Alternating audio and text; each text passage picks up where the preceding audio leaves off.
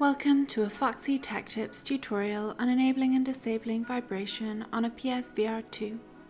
If you find this tutorial helpful, please consider subscribing to my channel and liking the video.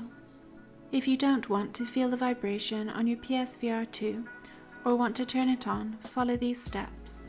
From your PS5 dashboard, scroll to the top right of the screen and open Settings. In Settings, scroll down and select Accessories.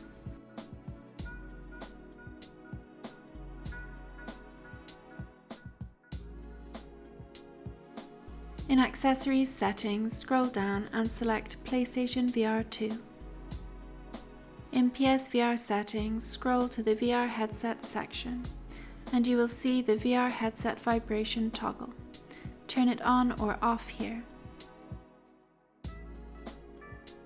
And that draws an end to this tutorial. Please like the video if you found it helpful and subscribe to Foxy Tech Tips for more PSVR 2 tips and tricks.